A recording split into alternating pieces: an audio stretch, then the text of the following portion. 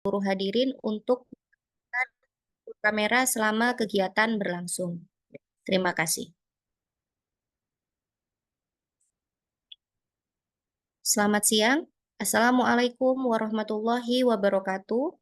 Salam sejahtera untuk kita semua. Om Swastiastu, Namo Buddhaya, salam kebajikan, salam pro prestasi, salam kreatif.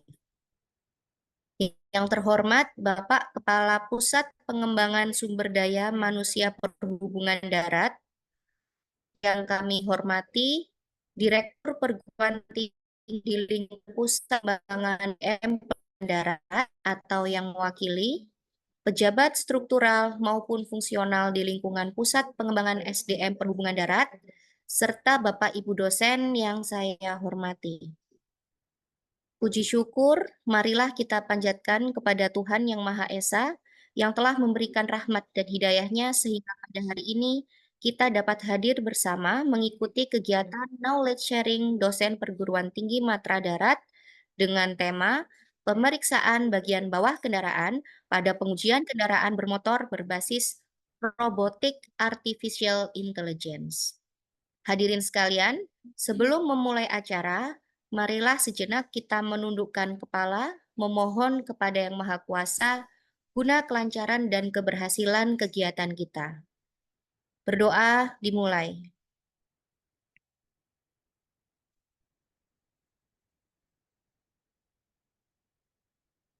Selesai. Acara selanjutnya adalah menyanyikan lagu Indonesia Raya. Hadirin dimohon berdiri.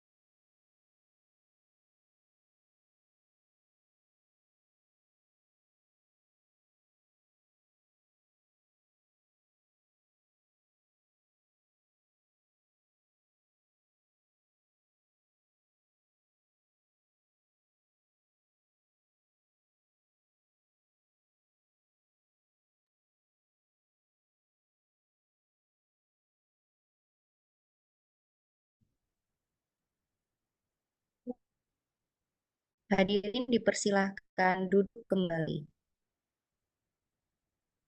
Baiklah, Bapak dan Ibu sekalian, untuk mempersingkat waktu, selanjutnya mari kita mulai kegiatan knowledge sharing dosen perguruan tinggi Matra Darat dengan tema pemeriksaan bagian bawah kendaraan pada pengujian kendaraan bermotor berbasis robotic artificial intelligence yang akan disampaikan oleh dosen Politeknik Keselamatan Transportasi Jalan Tegal, Bapak Helmi Wibowo, SPDMT, dan akan dimoderatori oleh dosen Politeknik Keselamatan Transportasi Jalan Tegal, Bapak Faris Humami M.Eng. Kepada Bapak Faris Humami M.Eng selaku moderator, kami persilahkan. Oke, Terima kasih. Assalamualaikum warahmatullahi wabarakatuh. Salam sejahtera bagi kita semua. Selamat siang pada para peserta sharing knowledge. Hari ini kita melanjutkan sesi sharing knowledge dengan judul pemeriksaan bahwa kendaraan bermotor berbasis robotik artificial intelligence. Sebelum kita mulai, izinkan saya menyampaikan CV dari Bapak Helmi Wibowo.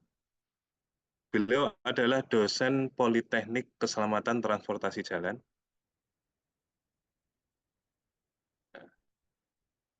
Beliau memiliki keahlian yaitu Electrical Engineering dan Computer Science.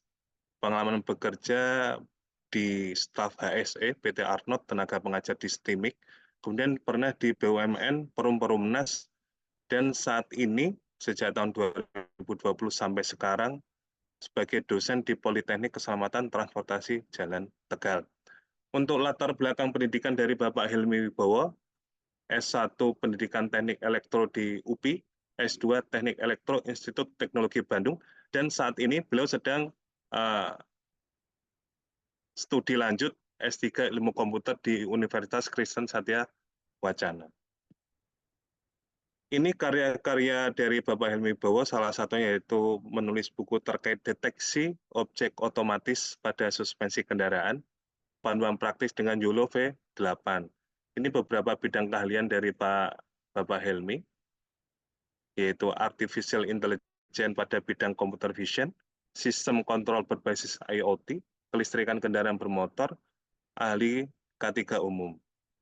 Nah, ini beberapa publikasi atau karya-karya dari Bapak Helmi Wibowo, beberapa pada tahun 2024, 2023, dan karya-karya beliau ini saat ini concern terhadap pemeriksaan kendaraan bermotor dengan berbasis artificial intelligence. Selain itu juga pengembangan teknologi keselamatan pada kendaraan bermotor concern.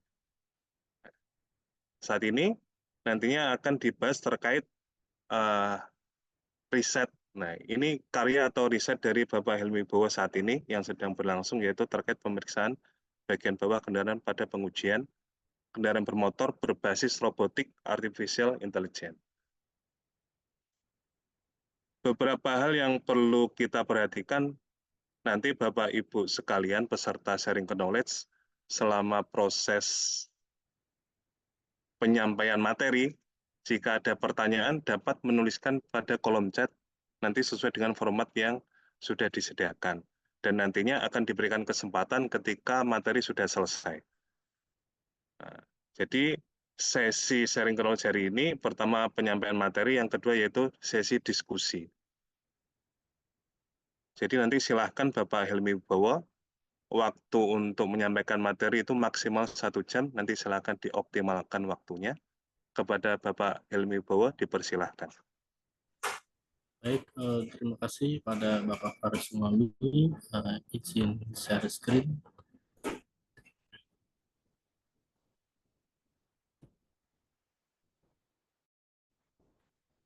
Sudah kelihatan ya, Mas? Baik, Assalamualaikum warahmatullahi wabarakatuh. Izin siang hari ini sharing pengetahuan ya pada dosen-dosen mata darat, kemudian pada para pejabat serta taruna-taruni di sekolah perhubungan.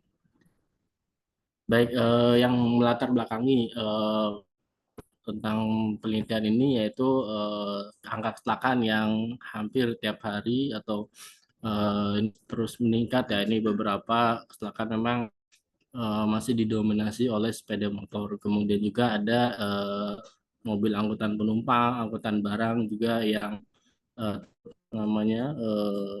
kecelakaan di jalan raya. Dan ini juga beberapa berita ya, ini kecelakaan terjadi di pintu tol Bawen ya di Kabupaten Semarang.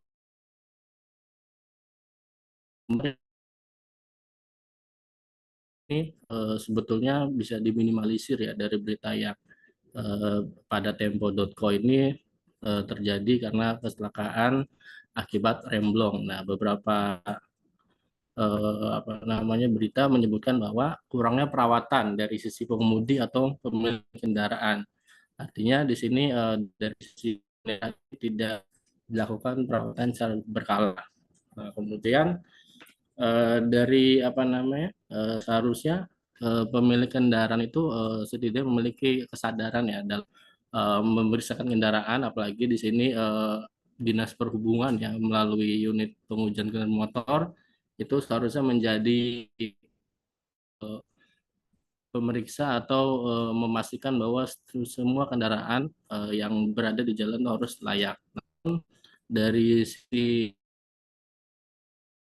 di sini saya fokus ke bagian bawah kendaraan karena di mana bagian bawah kendaraan ini merupakan bagian-bagian yang penting yang di mana seluruh aspek ya dari sistem paling depan sampai belakang ya dimulai dari sistem kemudi, sistem suspensi, sistem pembina daya, sistem emisi gas buang itu semua ada di bagian bawah. Nah, kita tahu bahwa pemeriksaan buah kolong ini sebagian besar di Indonesia ini masih dilakukan secara manual ya. Nah, bisa kita perhatikan ya gambar yang ada di slide ini seorang penguji ya sedang membawa kendaraan ini kebetulan taruna yang sedang magang ya tahun 2022 ini dokumentasi. Kemudian mungkin beberapa di pengujian kendaraan bermotor juga itu bisa minimal terkadang puluhan ya, ada 30, 40 bahkan ada yang sampai 80 hingga ratusan per harinya.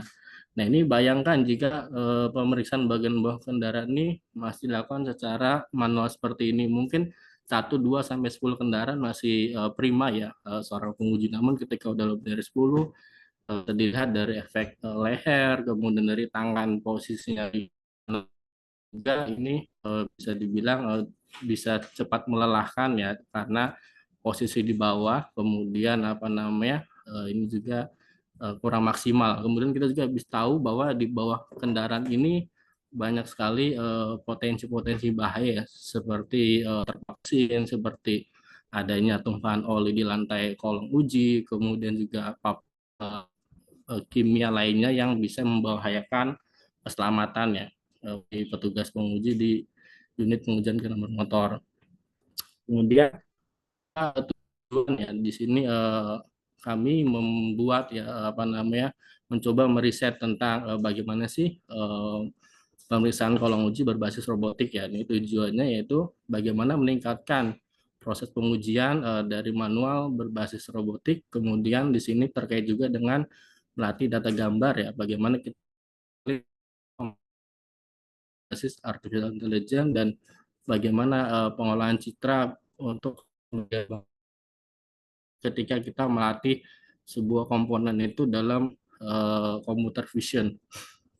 Manfaatnya harapannya ini mempermudah pemilik kendaraan dapat mengetahui bagaimana kondisi fisik di bawah ya dengan adanya apa namanya teknologi AI ini, kemudian juga mempermudah juga petugas dalam menjelaskan ya secara langsung kondisi bagian bawah kendaraan ya kepada pemilik kendaraan. Nah, ini beberapa robot ya apa versi pertama ya yang kami kembangkan ya dari tahun 2022 ya. Jadi awalnya ini robot ini pertama beroda ya. Nah, ini bisa dilihat ini pengujiannya uji coba pada unit pengujian kendaraan bermotor yang ada di Kabupaten Bandung ya, di Soreang. Nah, ini prosesnya seperti ini di mana sistem ini dilengkapi ada apa namanya kamera ya, kamera di robotnya, kemudian secara visualisasi ada layar monitor yang menghubungkan antara komunikasi dari pemilik kendaraan dengan seorang penguji yang nanti robot itu dikendalikan ya di atas dan nanti dengan sebuah remote dan nanti menggerakkan posisinya. Ini gambarnya terlihat ya posisinya. Nah, ini namun robot versi 1 ini karena dia beroda sehingga untuk manuver-manuver dari depan ke belakang ini memang banyak evaluasi ya sehingga apa namanya kami terus mengembangkan ya akhirnya dari beroda ini kita kembangkan ke robot masih robot mana di sini sistem perancangannya ini kita coba gambarkan ya secara apa 2 dimensi di mana yang ini merupakan lintasannya ya karena beberapa lintasan di pengujian ini maksimal 12 meter dan lebarnya kurang lebih 1 meter atau 80 sampai 90 cm ya, seperti itu. Ini posisi yang biru muda ini merupakan lintasan relnya, dan warna biru muda ini merupakan dia bergerak ya ke kanan dari relnya terus maju dan untuk bermanuver gerakan sesuai yang dilihat atau diinspeksi. Kemudian ini visualisasi atau desainnya ya. Di sini ada bagian penyangga untuk di lintasannya, kameranya, ada relnya, dan ini bermanuver melihat komponen bagian bawah kendaraan. Ini visual.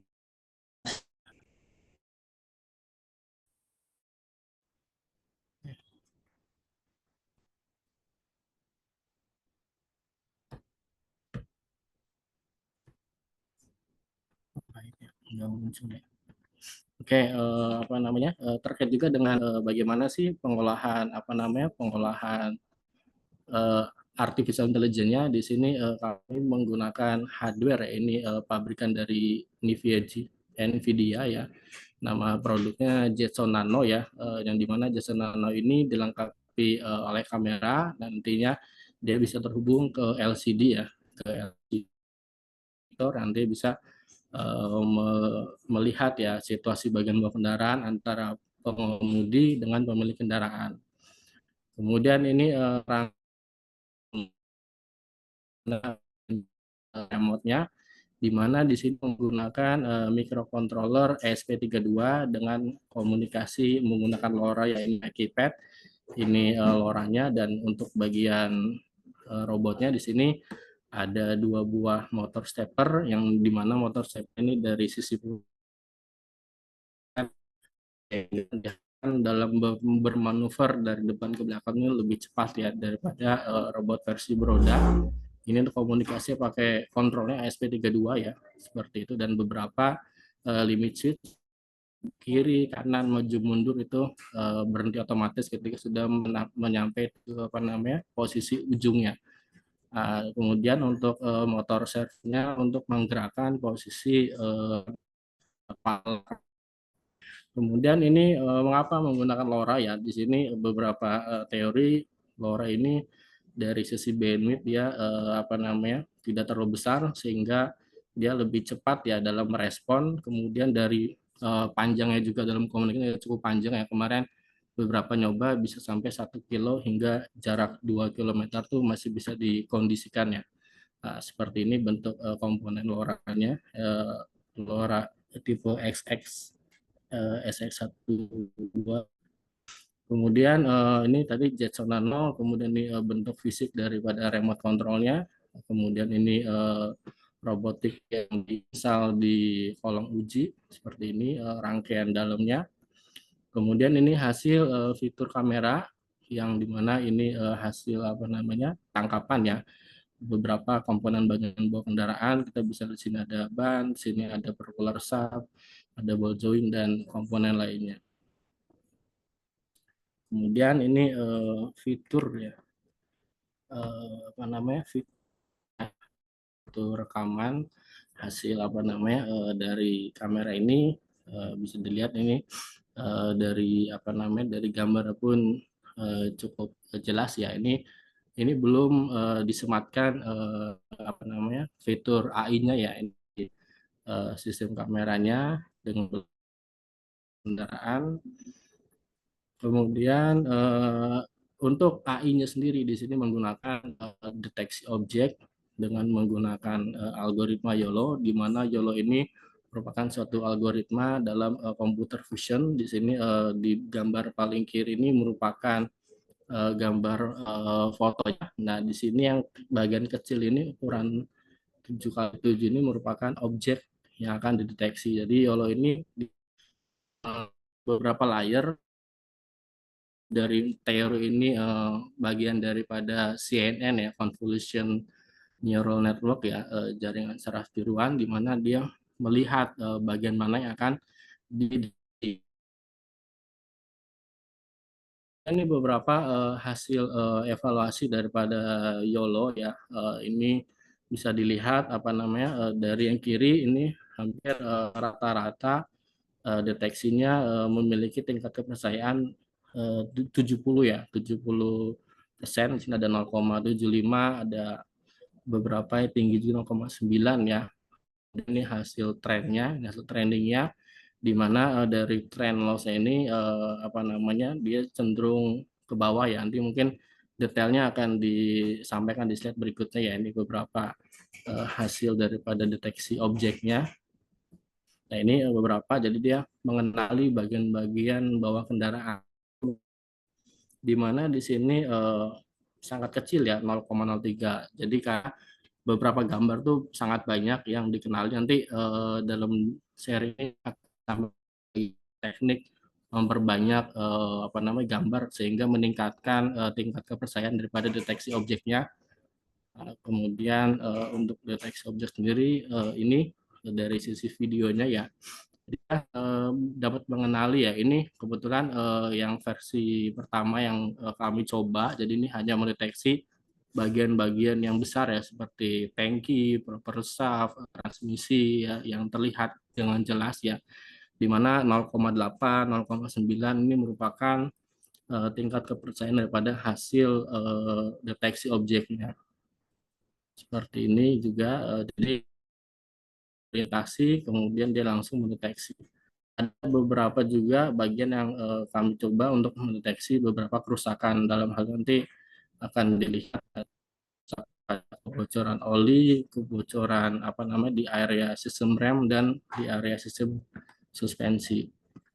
Nah ini robot yang kami rancang, kami bangun ya, rancang bangun robotnya seperti ini, di mana tadi apa namanya ada sebuah lintasan yang tertanam ini bisa dicopot ya, plug and play. Jadi bagian ini penyangga, kemudian lintasan sepanjang 12 meter ini ya, kurang lebih 80 cm ya, ini seperti apa namanya detail, jadi sehingga nantinya bisa berkolaborasi antara robot dengan petugas, sehingga apa namanya bisa, kalau memang itu sangat kecil ya, karena ini penelitiannya pun belum sampai ke tahap yang kecil-kecil baut itu belum, jadi baru hanya pengenalan yang besar-besar terlihat ya, seperti itu.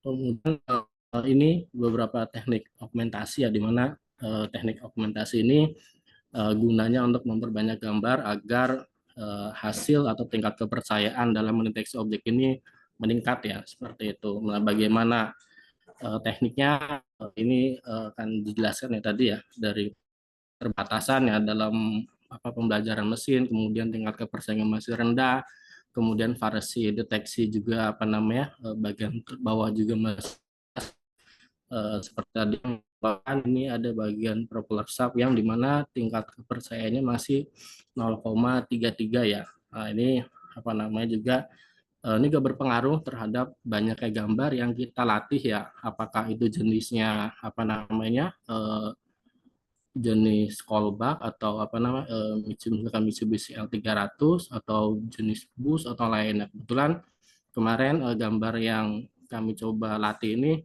kami mengambil jenis mobil ya, dari mobil apa namanya mobil kecil, mobil sedang, sampai mobil besar, sehingga ketika kita cobakan di tadi di sasis kendaraan itu ya, karena mungkin dari sisi robot itu dari komputer sendiri belum mengenali ini komponen apa, sehingga beberapa apa namanya hasil tingkat kepercayaan masih kecil. Kemudian dari teknik augmentasi ini dari apa metode ini kurang lebih seperti ini ya. Jadi kita ada dataset ya. Jadi dataset ini merupakan kumpulan gambar yang kita kumpulin dari berbagai macam sumber ya, bisa dari unit pengujian, bisa dari bengkel atau lain sebagainya, di mana nanti datanya itu di-split jadi dua, yaitu 80% untuk data training dan 20% untuk data tes. Di mana data tes ini nantinya akan diolah ya, atau data pre-processing atau teknik augmentasi dari beberapa gambar akan diolah menjadi banyak gambar. Nah, dalam deteksi augmentasi ini macam-macam ya. Jadi diperbanyaknya macam-macam, ada yang diterangin gambarnya, ada yang diputar berapa derajat ke kanan, berapa derajat ke kiri, ada yang mungkin 90 derajat. Jadi nanti dilihat daripada pola gambar yang dilatih. Kemudian setelah augmentasi ini selanjutnya data ini di training kembali ya, training model, kemudian dites lagi, dan terakhir nanti kita lihat model evaluasinya. Di sini ada 4 ya, dari akurasi, presisi, kemudian recall, dan advance score ya. Kemudian ini contoh ya, contoh data-data yang akan kita latih ya. Jadi di sini awalnya di sini kami ada 300 gambar, kemudian dengan teknik augmentasi ini kami perbanyak hingga 2000.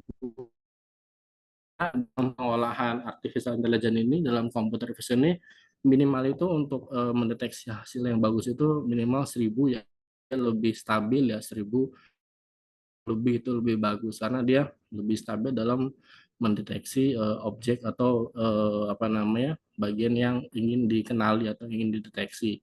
Nah ini ada yang digambar, diterangin, tapi lebih condongnya dari angle-angle-nya ya, dari sudutnya, kemudian beberapa gambar yang gelap itu kita terangin dan lain sebagainya. Ini dari 300 gambar diperbanyak hingga 2400 gambar.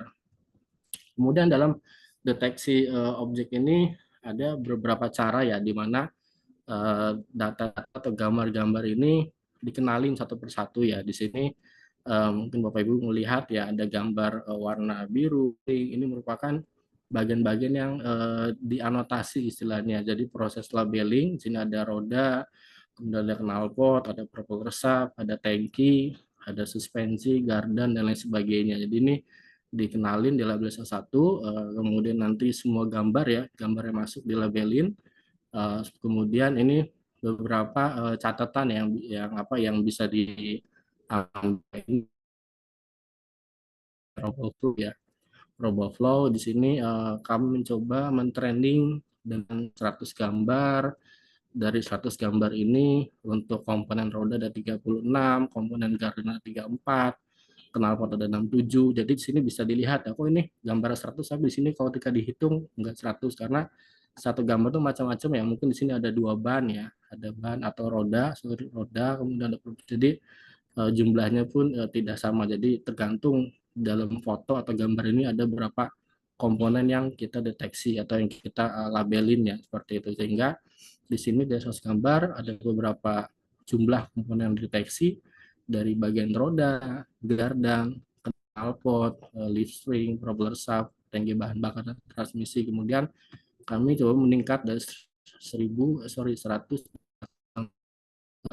gambar, dan ini jumlah-jumlah yang direkap dari apa namanya, aplikasi RoboFlow ya, yang bisa dilihat rekapannya. Kemudian dari sini kami coba melihat ya, apa namanya, tren ya. Di sini ada 3 parameter ya. Pertama apa namanya, dari MAP ya, mean accuracy precision, kemudian presisi dan recall-nya. Nah, kita tahu jadi makin banyak data yang kita olah, ini tingkat kepercayaannya makin tinggi ya, dari 91 ke 96. Demikian juga untuk presisi dan recall.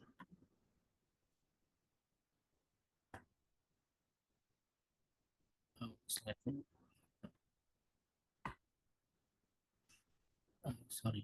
Nah ini apa namanya, beberapa juga tadi ya, dari tingkat ininya, dari gambar tadi ini berupa visualisasi gambarnya, kemudian ini juga hasil performansinya. Jadi semakin banyak data, sini ada dataset 1 ini jumlahnya 100, dataset 4 ini 400, 7 700, dan dataset 10 1000. Jadi makin banyak datanya itu tingkat kepercayaannya makin tinggi ya. Dan ibaratnya dari 0 sini dia makin merapat ya, makin mendekati angka 1. Jadi makin bagus tuh nilainya mendekati 1.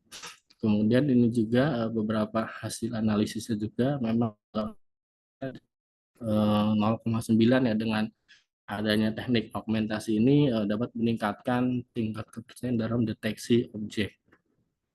Kemudian ini apa namanya, deteksi yang dipakai ini menggunakan versi YOLO ya.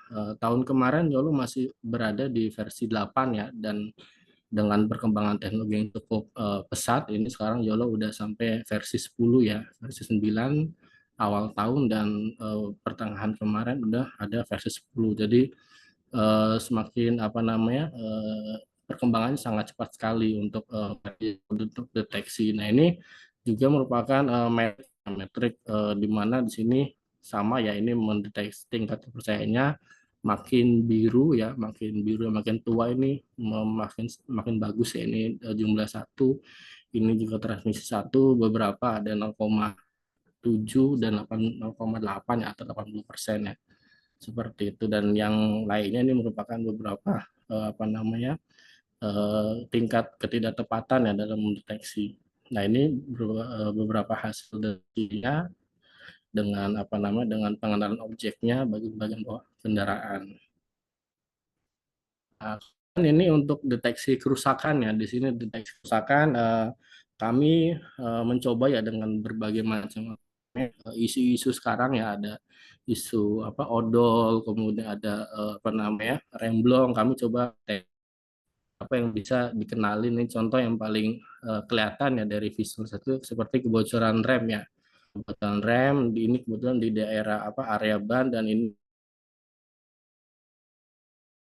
dan suspensi ya. Di sini kami dengan data-data yang ada, kemudian dengan teknik augmentasi kami coba mentraining ya datanya, dan kami cobakan di lab PKTJ ya, dengan mobil yang ada ini dapat mendeteksi ini kerusakan apa namanya kebocoran oli pada shock absorber, dan ini pada apa namanya sistem rel ya, sistem rem ya, apa namanya kebocoran roda ya, seperti itu.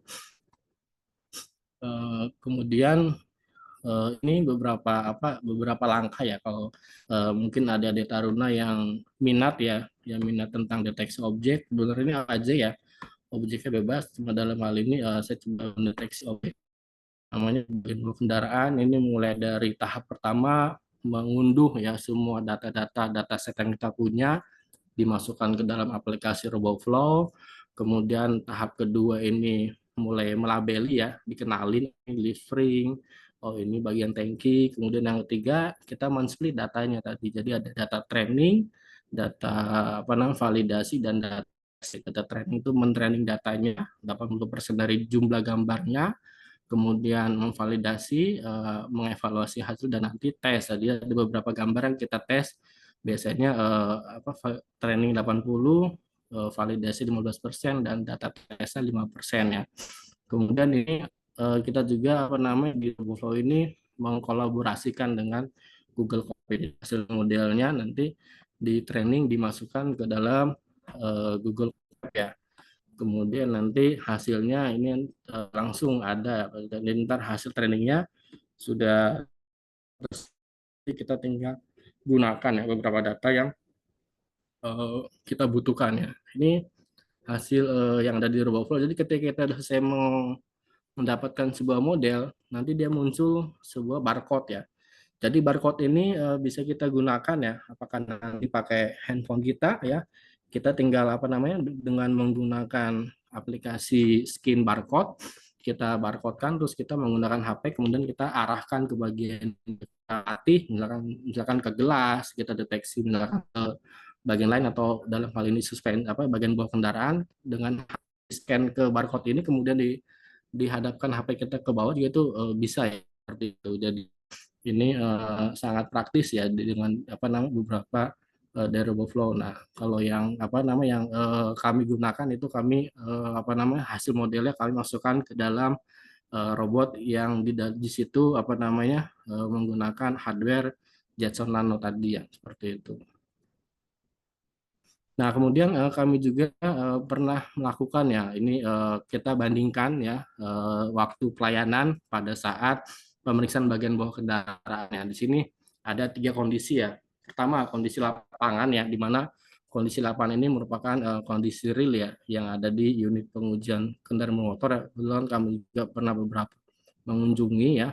Kemudian kondisi ya, jadi kami coba bandingkan ketika taruna belajar ya oleh seorang penguji ya di kampus PKTJ dan juga beberapa hasil yang kami amati ya dari ketika di lapangan. Emang kita tahu di lapangan itu memang sangat padat ya, sangat padat, dan memang banyak kondisi-kondisi memang yang harus melakukan seperti itu. Nah, beberapa juga emang dengan uji kolong kan situ ada play detektor yang salah namanya. Kemudian itu biasanya hanya diamati bagian kemudi dan suspensi ya. Mungkin tapi saya rasa mudah-mudahan nggak benar ya. Artinya beberapa pengunjung juga pasti mengecek bagian belakang, tapi beberapa yang kami coba amati itu rata-rata besar bagian depan saja ya. Sehingga ya tadi waktu pengujian pun sangat singkat ya, 1 sampai 2 menit ya. Kemudian di sini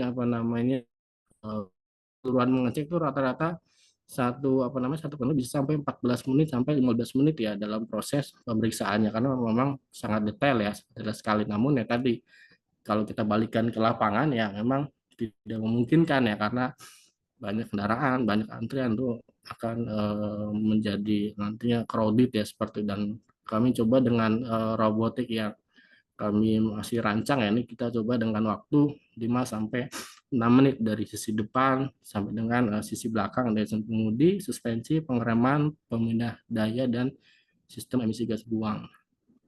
Kemudian ini beberapa kegiatan ya pengabdian pada masyarakat yang kami lakukan di PKTJ ya. Ini kami mengundang dari Dinas Perhubungan Tegal, Brebes, dan Selawi ya untuk mengenalkan ya, artinya PKTJ sedang mengembangkan robotik penguji kendaraan berbasis intelijen. Kemudian harapannya atau outcome daripada penelitian ini diharapkan dari sisi akurasi dan kehandalan dengan robotika dan kecerdasan buatan dalam bidang komputer vision dapat meningkatkan akurasi dan kehandalan pemeriksaan kolom uji, mengurangi ya waktu pemeriksaan secara keseluruhan, prosesnya juga berlangsung dengan cepat tanpa operator atau petugas penguji mengalami kelelahan. Dari sisi keamanan juga diharapkan ya dapat meningkatkan ya keamanan bagi petugas dan kendaraan itu sendiri. Dan dari deteksi dini masalah kerusakan komputer juga komponen bawah kendaraan juga dapat dideteksi secara dini ya dengan adanya teknologi AI ini, sehingga ya harapannya bisa mengurangi angka kecelakaan di jalan raya. Kemudian kesimpulan dan pengembangan selanjutnya ini juga tadi ya pemeriksaan bahwa kendaraan berbasis robotik ini lebih cepat, efektif, dan akurat. Kemudian adanya fitur AI juga dapat mendeteksi beberapa kerusakan komponen bawah kendaraan. Kemudian dari sisi pelayanan juga lebih lebih cepat ya dari sisi pelayanan tadi waktunya. Kemudian pengembangan berikutnya juga bisa dikembangkan dengan model-model deteksi lainnya ya agar lebih efektif. Dan dari sisi hardware ini bisa menggunakan Jetson Sapphire guys, karena Jetson Nano ini memang ada kelemahannya karena dia memiliki kudanya ada namanya prosesor CUDA itu tidak sebanyak ya, karena dalam pengolahan AI ini memang dibutuhkan sebuah software yang sangat mumpuni ya, karena ketika kami memakai Jetson Nano ini masih ada delay pada saat kita melakukan deteksi objek ya, delaynya sekian detik ya, 0,5 kadang 0, sampai 1 detik delaynya seperti itu. Dan hardware lainnya yang mendukung proses pengolahan artificial intelligence. Baik, dari saya sepertinya cukup ya. Terima kasih. Saya kembalikan ke moderator. Oke, terima kasih Bapak Hilmi. Ini sangat menarik ya, karena selama ini pemeriksaan bagian bawah kendaraan bermotor ini masih dilakukan secara manual, di mana penguji itu harus masuk ke kolong uji ya kan, memeriksakan secara visual dan yang lain-lain. Dan juga ada risiko-risiko terkait keselamatan pastinya. Dan tadi juga menarik bahwa dengan computer vision, dia mampu mengenali berbagai komponen-komponen dari kendaraan, ya Pak Helmi ya. Komponen kendaraan, terus dideteksi kerusakannya, itu luar biasa. Nah, cuma sebelum kita buka sesi diskusi ya, saya ingin menanyakan sedikit, tadi disampaikan terkait perkembangan teknologi yang YOLO V8. sekarang sampai YOLO V10 ya kan, yang baru-baru ini. Nah, itu di antara V8, V9 atau V10 itu apa sih perbedaannya? Oke, baik. Terima kasih pada Bang Faris ya atas pertanyaannya. Jadi, apa namanya perbedaan daripada YOLO versi sebelumnya hingga versi 10 sekarang terbaru ini dari tingkat apa namanya tingkat ini ya tingkat deteksi itu akurasi lebih tinggi. Kemudian kalau versi 8 atau versi sebelumnya itu ketika dia menganotasi atau melakukan proses labeling itu dia prosesnya apa namanya posisinya dia kotak ya. Jadi hanya posisi kotak. Jadi dia kotak tidak apa namanya tidak luas ya. Sedangkan versi 10 itu dia bisa sampai nah kayak gini contohnya. Jadi dia kaku ya. Jadi seperti deteksi knalpot dari garis ini langsung ke sini ya. Jadi sangat kaku dan versi 10 itu dalam proses deteksi itu dia benar-benar presisi ya. Jadi dia benar-benar melihat kontur bagian mana yang memang ini merupakan objek yang akan dideteksi versi 10 itu. Jadi dia lebih apa namanya? lebih tepat sehingga tadi tingkat akurasi pun lebih tinggi daripada versi sebelumnya.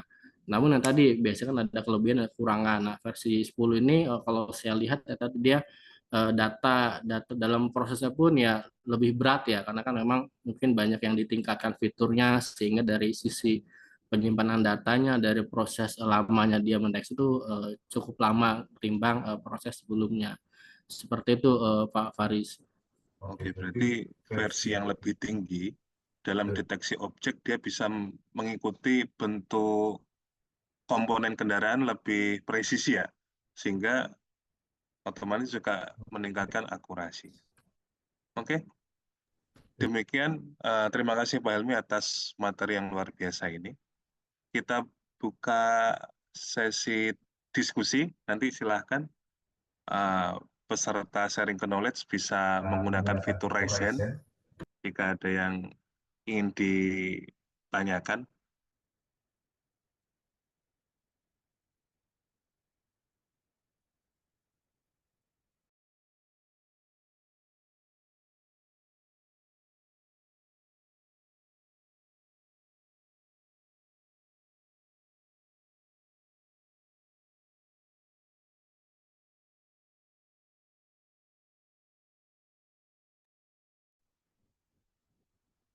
Mungkin ada yang ingin didiskusikan. Nah, ini kan kita sharing ya. Jadi kita menggali apa sih robotik artificial intelligence khususnya pada pemeriksaan kolong ya, khususnya di pengujian.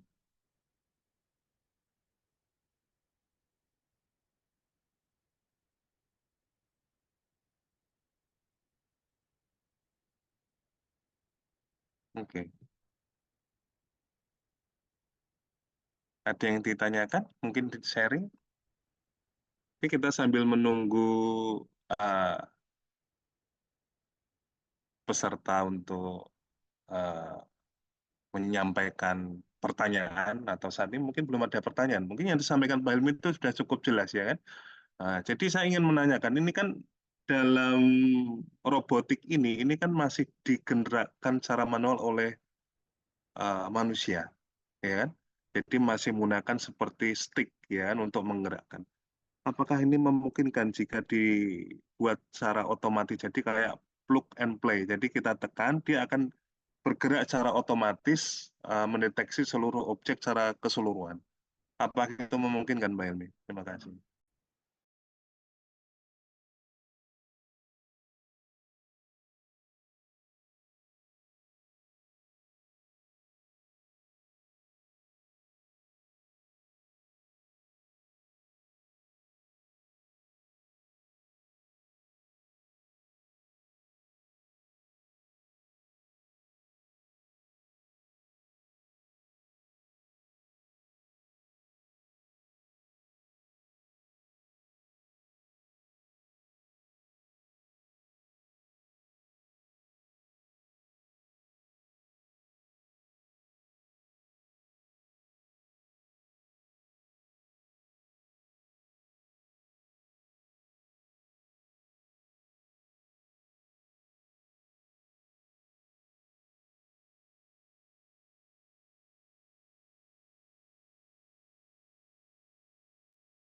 Mohon maaf, sepertinya Pak Helmi lagi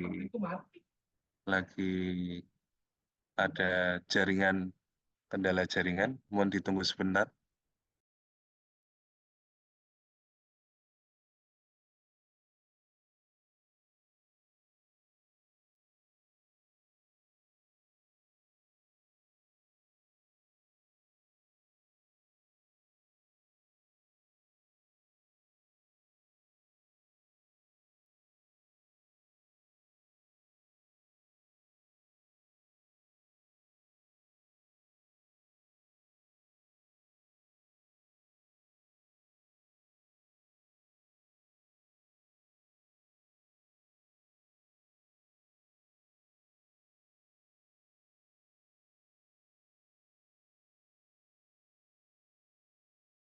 Mohon izin, kita tunggu sebentar.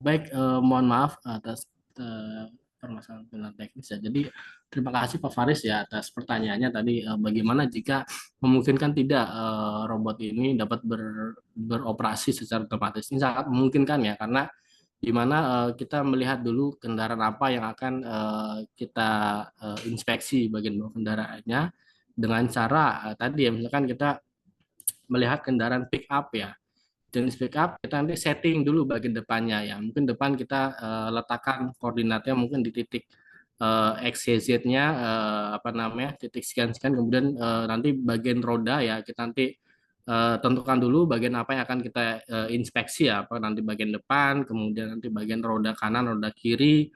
Oh, roda kanan posisinya ini berada di apa namanya di titik sekian koma sekian ya, kemudian dengan ketinggian kameranya sekian, nanti kita lihat posisi X Y Z-nya, roda kanan berapa, roda kiri berapa, kemudian nanti di setting bermanuver ya dari tengah ya untuk melihat posisi propeller shaft-nya, dan nanti juga untuk settingan tinggi rendah daripada kamera juga untuk dia bermanuver ya secara otomatis, nanti dia ke bagian belakang ya, bagian belakang sama apa bagian nanti bagian apa emisi kanan kiri sehingga belakang.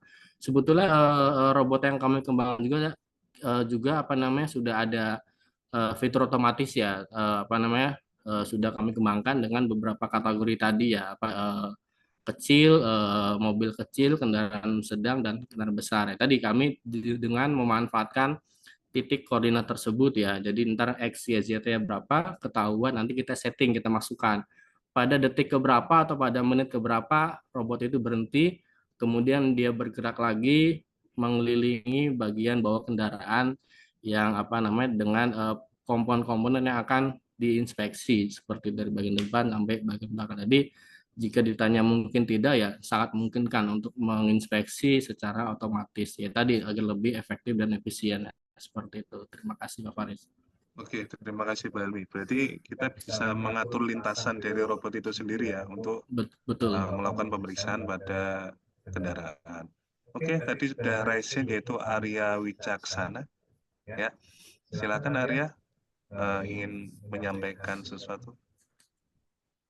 Selamat siang Bapak, mohon izin atas menyesuaikan, nama saya Arya Wicaksana, instansi asal dari Politeknik Transportasi Darat Bali.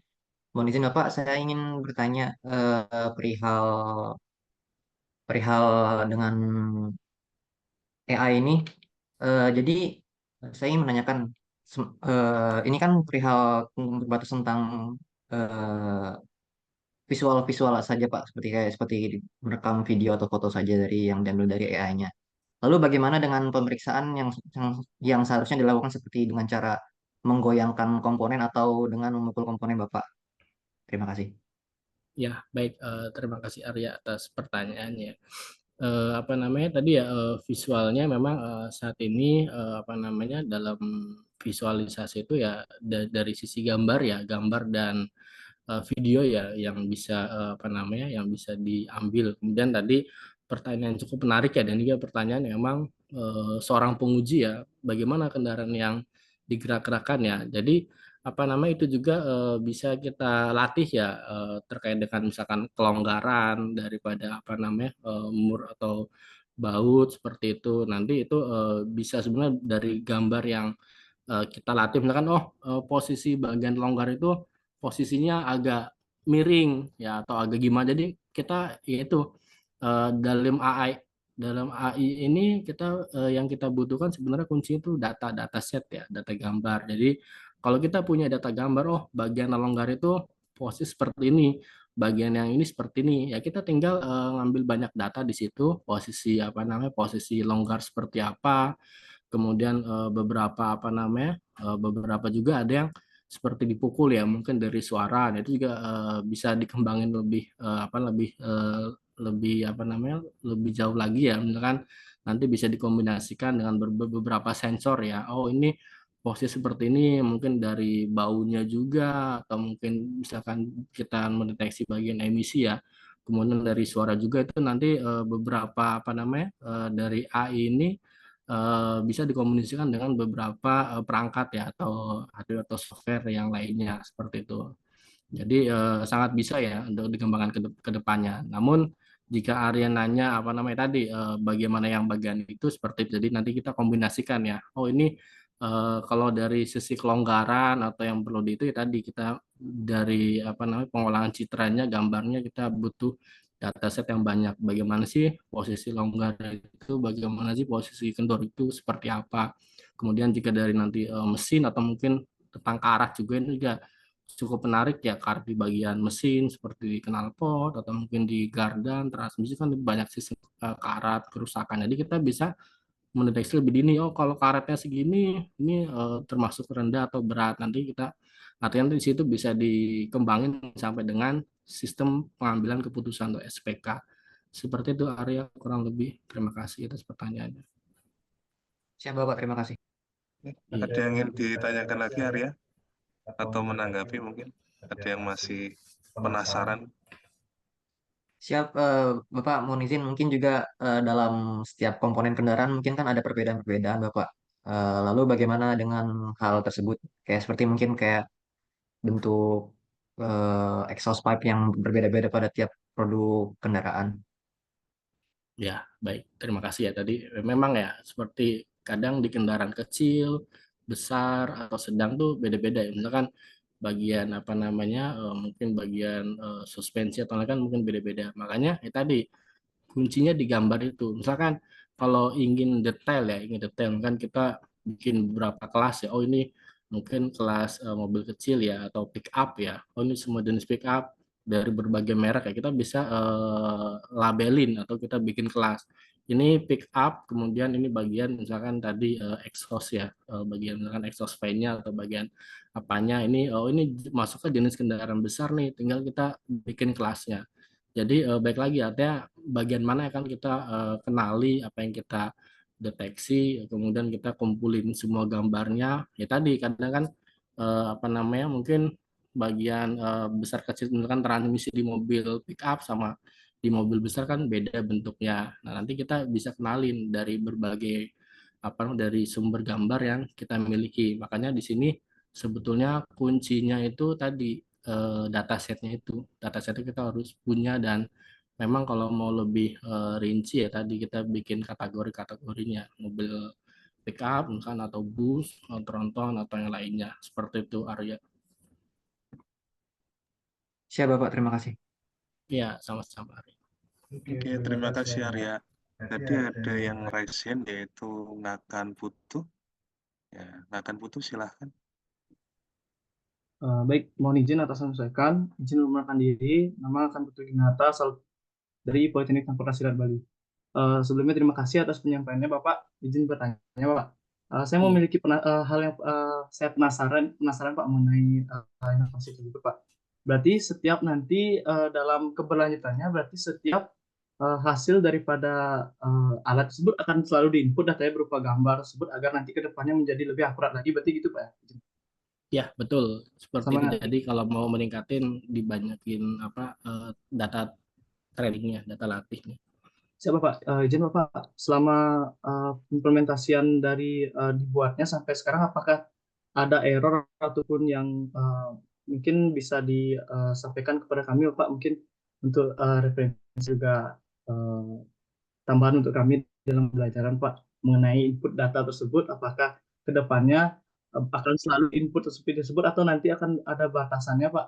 Datanya akan input sebagai ini aja, apakah akan terus diinput seperti itu, Pak? Terima kasih, Pak. Ya, sebenarnya kalau kendala. Baik, kalau pengalaman kendala, sebetulnya kendala pasti ada ya. Setiap proses yang begini kan ibaratnya proses penelitian tuh pasti ada kendala. Namun ya kendala tersebut ya alhamdulillah kami ibaratnya kami selesaikan ya dengan beberapa solusi ya memang itu bisa mendukung output atau goals daripada tujuan deteksi objek ini yaitu berapa kendala masalah gambar ya karena kan ini mungkin teman-teman atau rekan Taron tahu ya kan kalau ada dataset itu bisa kita akses ya misalkan di Kaggle itu kan banyak sekali misalkan data mobil, data mungkin perilaku, ngantuk, capek, lelah itu banyak tapi untuk data komponen kendaraan ini masih belum ada ya. Mungkin ada tapi nggak banyak. Sehingga tadi artinya ini benar-benar apa namanya data orisinil yang kami kumpulkan ya. Kami juga berkolaborasi dengan Taruna yang magang di setiap pengujian di tiap daerahnya. Kami ibaratnya berkolaborasi dan meminta tolong pada mereka untuk mengambil bagian-bagian bawah kendaraan ya. Nah, seperti jadi memang itu kendala pertama terkait gambar. Kemudian kendala berikutnya juga ya terkait dengan apa namanya beberapa ini ya algoritma yang kita coba training ya karena di RoboFlow itu untuk YOLO itu ada banyak sekali ya ada versi small, medium, XL, ada juga tentang tiny dan macam baik lagi jadi ya memang kita coba-coba ya nama juga riset ya artinya mana yang lebih efektif, mana yang lebih bagus, yaitu dari apa namanya proses YOLO-nya. Kemudian juga dari aspek teknik juga ya terkait dengan apa namanya dengan pembuatan atau rancangan robot ini juga banyak ya kendalanya ya seperti ini posisi kita akan coba plug and play di apa namanya di kolong uji ini dengan menempelkan apa namanya penahan di kolong uji ini harus gimana nih karena kan berat robotnya sendiri lumayan ya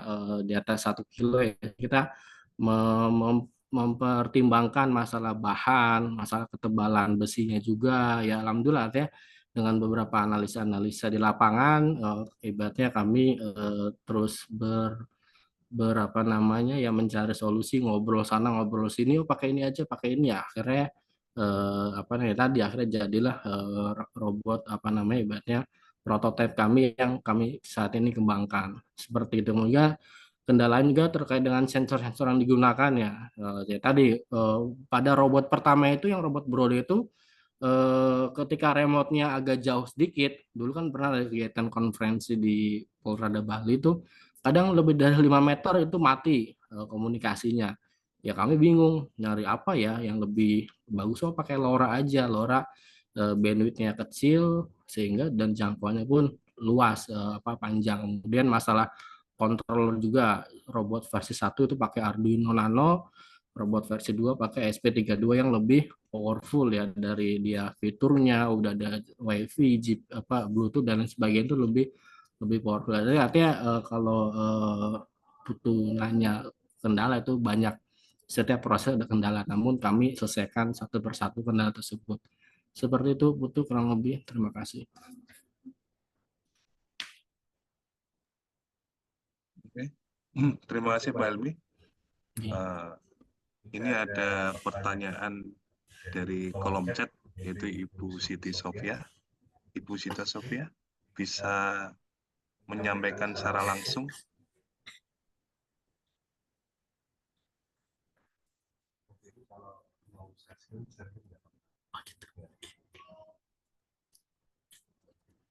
Ya, silakan Ibu Siti Sofia. Atau mungkin dibacakan oleh Pak Faris mungkin. Saya bacakan Pak Helmi ini pertanyaan dari Ibu Siti Sofia ya. Pertanyaan dari beliau ini proses augmentasi. Nah, dalam proses augmentasi itu apakah dilakukan filterisasi data secara manual? atau langsung yang terekam pada AI. Nah, kemudian bagaimana apabila terjadi imbalance data pada saat memproses dataset ya? Ini pertanyaan sangat basic ya dan rumit ya. Silakan Pak Helmi. Oke, baik, Kaitannya terima kasih. proses augmentasi. Ya, baik, terima kasih Pak Faris dan terima kasih Bu Siti Sofia ya atas pertanyaannya. Emang ini luar biasa pertanyaannya. Ya tadi, apakah ada filterisasi ya? Jadi kurang lebih dalam teknik augmentasi ini ya yang saya gambarkan kuning ini memang ini cukup tricky ya. Artinya cukup tricky kita proses filterisasi ya tadi ya pertanyaan putus juga ini juga bagian daripada kendala ya. Karena dalam proses apa namanya filterisasi ini kita harus melihat mana gambar yang bagus, mana yang gambar yang kurang bagus. Gimana sih cara kita melihat gambar bagus tidak bagus ya? Ya tadi dari kontrasnya, kemudian dari apa namanya blur atau tidak, kemudian dari sisi kecerahannya. Nah seperti ini ya ada gambar ya. Jadi gambar seperti ini kita nanti lihat oh ini terlalu gelap nih. Tapi tadi artinya balik lagi dalam proses deteksi ini kita mau apa? Apakah kita nanti digunakan pada malam hari, pada pagi hari, siang hari atau gimana? Tapi ini karena ini posisinya deteksi objek ini kita apa namanya dalam posisi terang, makanya robot yang kami rancang pun itu kami lengkapi dengan lampu ya, ya harapannya terang, jelas dan terlihat.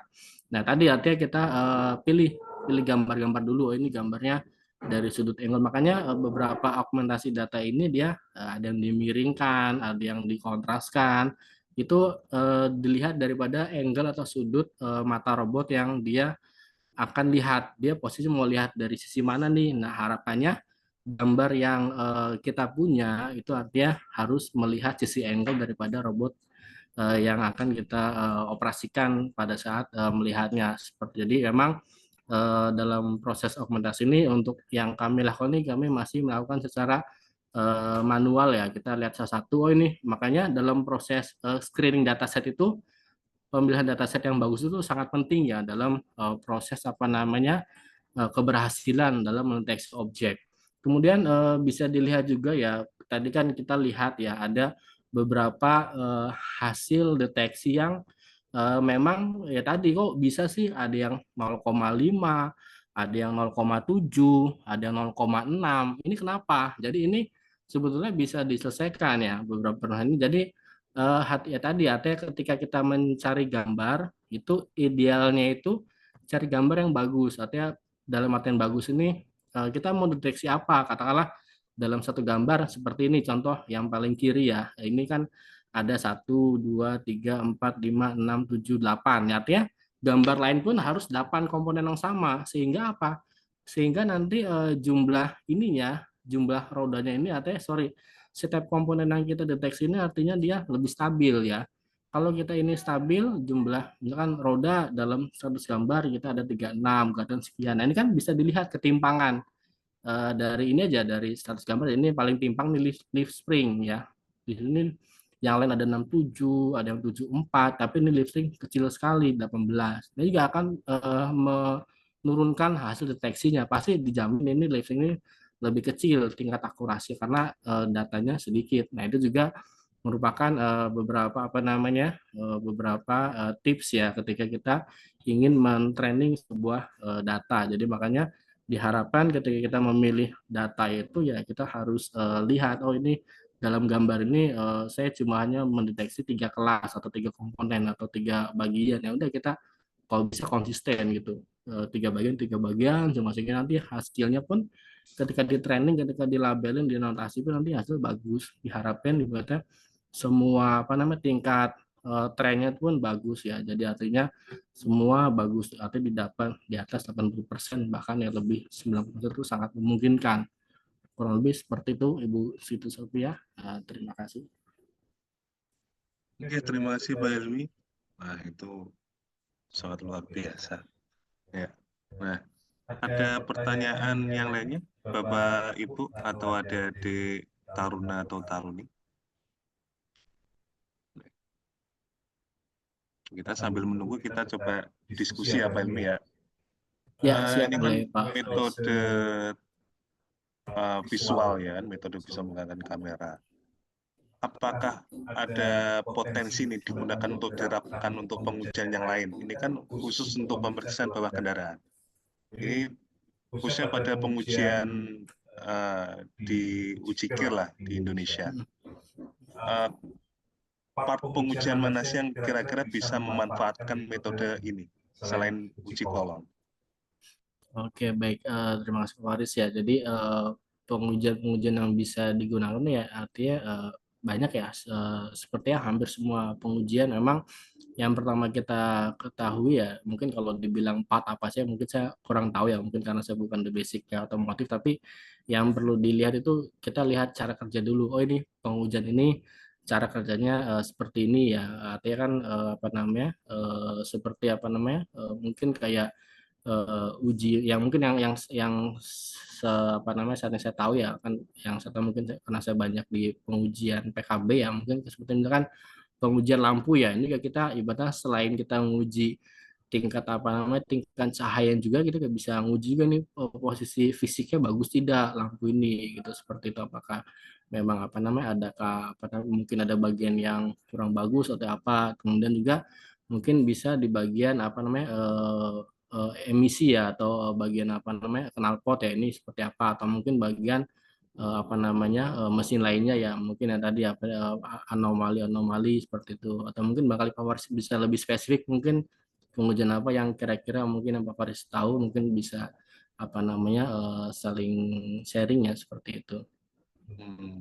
Bagaimana kaitannya pengukuran dimensi kan selama ini kan dengan balok batang besi ya kan dengan jumlah penguji yang bisa 2-3 dalam pengukuran dengan kendaraan yang ada yang kecil dan yang besar. Ya. Yang itu memungkinkan atau tidak Pak Ilmi kaitannya Ya, pengukuran dimensi? baik betul ya. Terima kasih Faris atas pertanyaannya. Itu juga benar ya, itu sangat memungkinkan ya karena sebetulnya gambar itu ya kalau misalkan kita teliti lebih dalam lagi ya apa yang kita gambar kita tag itu ya kita gambar tuh kan satuan gambar piksel ya itu kita bisa ngukur pikselnya.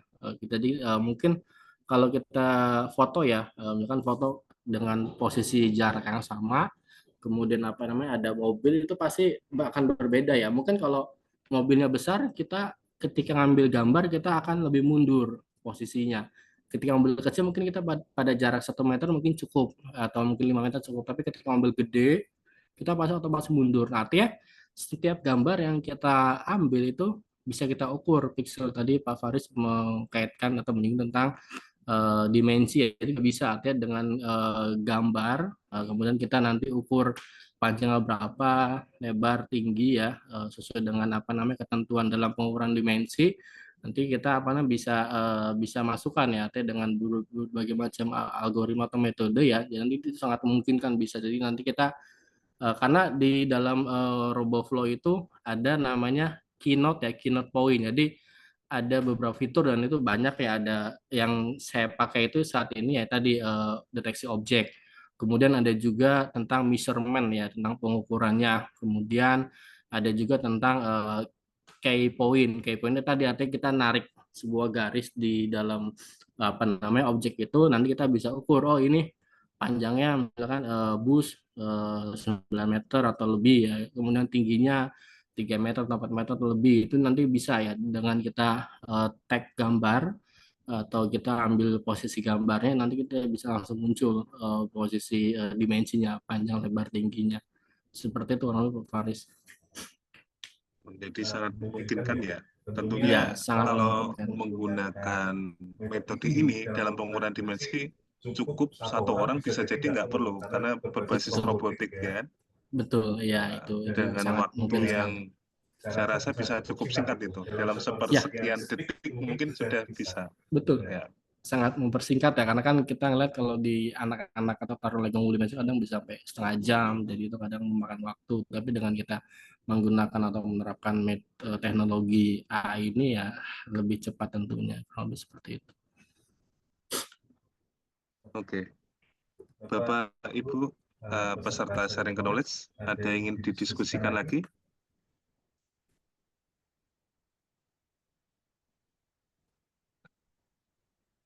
Oke, kita tunggu sebentar Pak Helmi ya. Ya, siap. Kita ngobrol lagi ya, kita lanjutkan ngobrol diskusi ya. Tadi kan selain deteksi objek juga mampu mengidentifikasi kerusakan. Nah itu Ya, caranya gimana kok bisa dia tuh membedakan ini loh kondisi rusak, terus ini kondisi yang baik. baik. Nah itu caranya gimana itu? Ya, baik. Terima kasih Pak Faris atas pertanyaannya ya.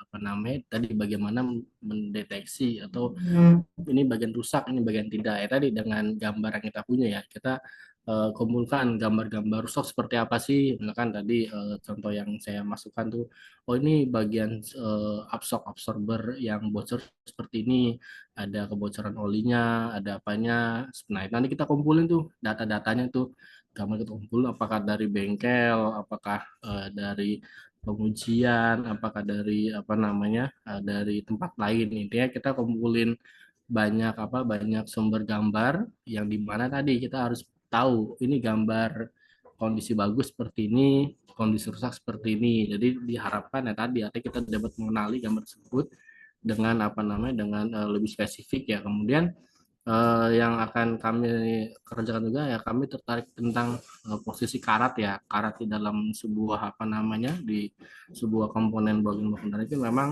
ini juga ya apa namanya terkadang ya apa namanya bisa juga kita deteksi oh ini karena nanti karatnya juga kita bisa bagi lagi ini karat yang udah mungkin masih tingkat kerusakan masih rendah, kemudian tingkat kerusakan masih sedang, dan ini karat yang udah mulai keropos nih kalau dibiarin ini bisa mungkin mengakibatkan kegagalan dalam sistem apa namanya sistem kendaraan ini akan lebih parah ini nggak bisa jadi artinya itu sangat bisa tadi intinya tuh daripada gambar yang kita miliki semakin banyak gambar yang kita miliki itu akan semakin mudah kita klasifikasikan oh ini bagian rusak atau nanti dari rusak itu kita bisa buat lagi tingkatannya ini tingkat sedang, tingkat rendah, atau tingkat tinggi.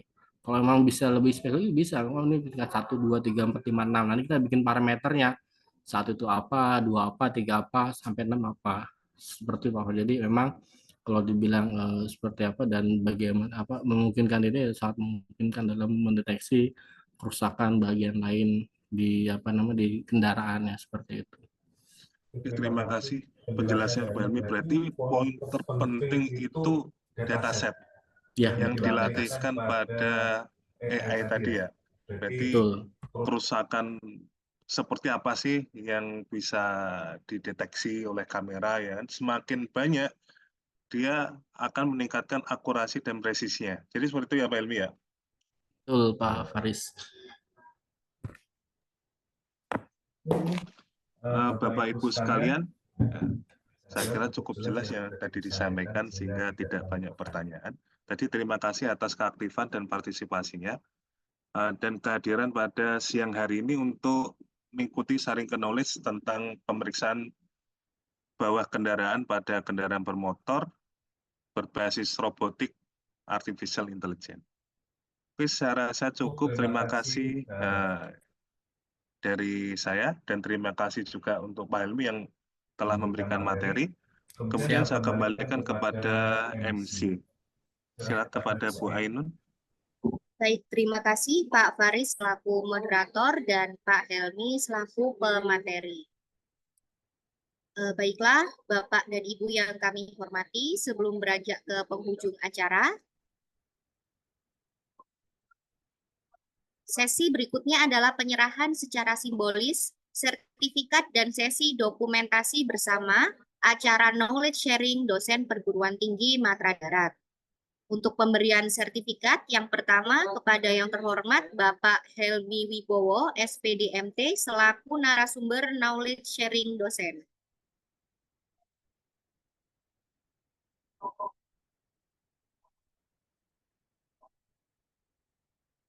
Baik, terima kasih.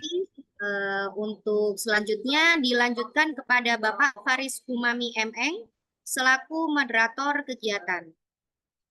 Oke, terima kasih Bapak. Baik, untuk selanjutnya adalah sesi dokumentasi acara. Dimohon untuk Bapak Ibu para peserta dapat mengaktifkan fitur kamera. Untuk selanjutnya kita ambil gambar secara bersama-sama. Mohon izin kameranya bisa diaktifkan seluruh peserta.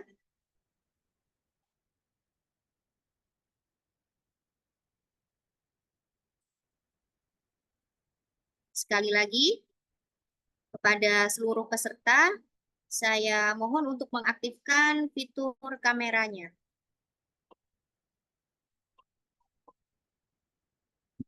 Baik, saya hitung 1, 2, 3.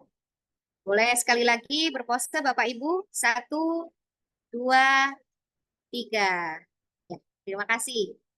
Bapak dan Ibu yang kami hormati, demikianlah kegiatan knowledge sharing dosen perguruan tinggi Matra Darat dengan tema pemeriksaan bagian bawah kendaraan pada pengujian kendaraan bermotor berbasis robotik artificial intelligence pada hari ini. Semoga diskusi hari ini memberikan manfaat dan membawa keberkahan untuk kita semua. Amin. Terima kasih atas perhatiannya. Mohon maaf apabila terdapat kesalahan atau kekurangan dalam penyampaian. Akhir kata, wassalamualaikum warahmatullahi wabarakatuh. Salam pro prestasi. Waalaikumsalam Waalaikumsalam warahmatullahi warahmatullahi wabarakatuh. wabarakatuh. Terima kasih Pak Helmi, terima kasih Pak Faris, terima kasih Mbak Ainun. Pak Helmi. Terima kasih Bapak. Izin le. Mohon izin live Bapak. Oke, terima kasih Pak. Mohon izin Bapak, terima kasih. Oke, matur suwun.